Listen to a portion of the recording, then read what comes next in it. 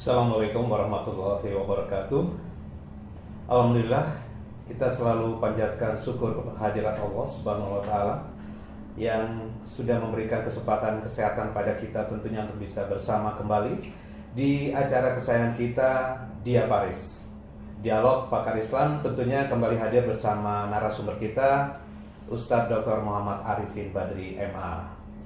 Salawat dan salam selalu kita panjatkan juga kepada Nabi Muhammad SAW.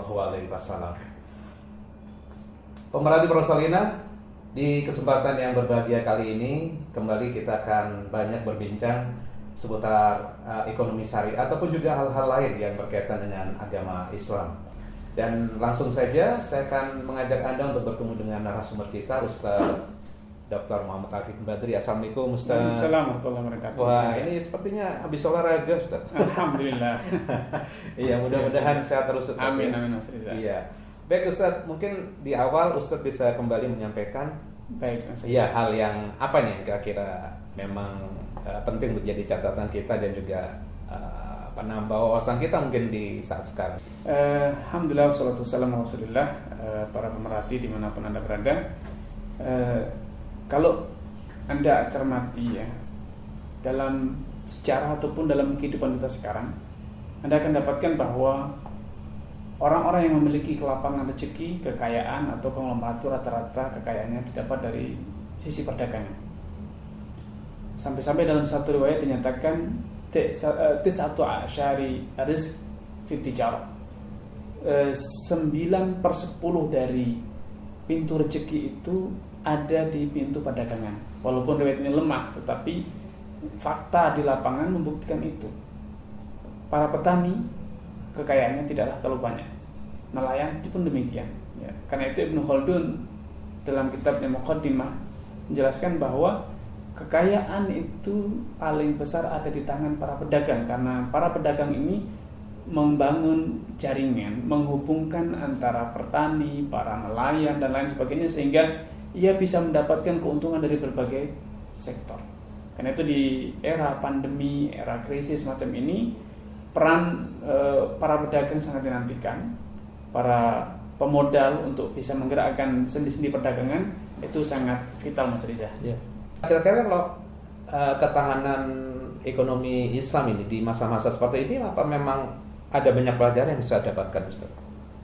Di era pandemi ataupun krisis Mas Riza, sangat dirasakan pentingnya sinergi antar elemen masyarakat, para pemodal, para tenaga kreatif, skill dan lain-lainnya, termasuk itu kontribusi pemerintah tentunya. Karena itu dahulu suatu hari Nabi ditanya, ayul a'mali ahabbu ilallah, atau afdal, amalan apa yang paling utama dan paling cinta Allah SWT?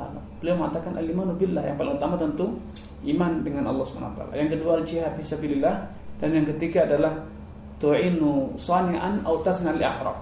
Engkau membantu para produsen atau engkau memproduksikan orang yang tidak bisa berproduksi.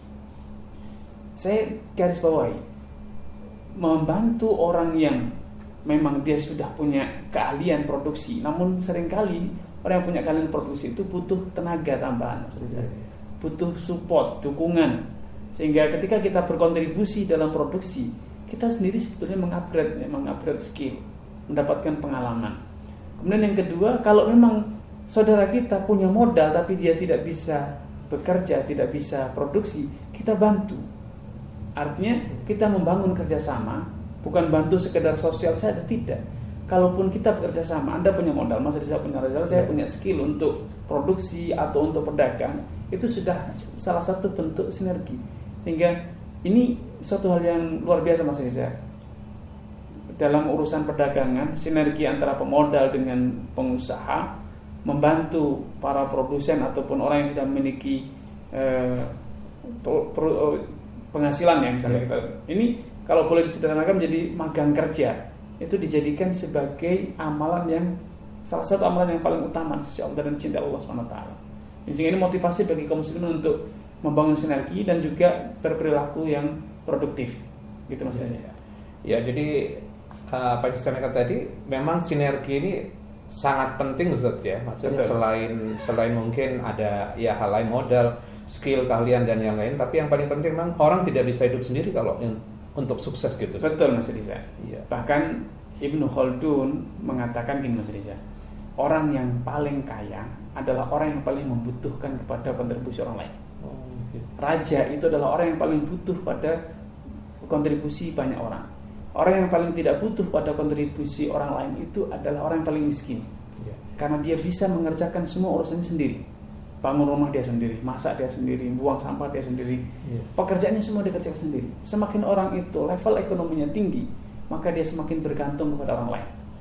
Sehingga idealnya kemarin kita menyaksikan bagaimana demo Omnibus Law yang seakan-akan terjadi kesenjangan antara pengusaha dengan pekerja. Ini seharusnya tidak terjadi dalam Islam.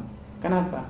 Para pemodal, para pengusaha, mereka harus sadar sukses mereka itu bergantung dengan karyawan. Sebagaimana karyawan juga sangat bergantung dengan para pengusaha karena mereka mendapatkan penghasilan dari para pengusaha. Sehingga harusnya dibangun sinergi yang mutualisme. Karena itu dalam hadis Nabi menjelaskan tu'inu sani'an au tasni'an li akhrab. Amalan yang paling utama salah satunya adalah engkau memproduksikan atau mempekerja atau melakukan pekerjaan orang lain, memproduksi barang orang lain, atau engkau membantu orang yang sudah punya produksi. Sehingga ada hubungan mutualisme. Yang sudah punya produksi bisa lebih produksi banyak, dan yang membantu itu juga mendapatkan skill baru. Kalau orang tidak bisa produksi tapi dia punya modal, maka ini ada sinergi modal dengan skill sehingga bisa bergeraklah sendi-sendi ekonomi Mas Riza.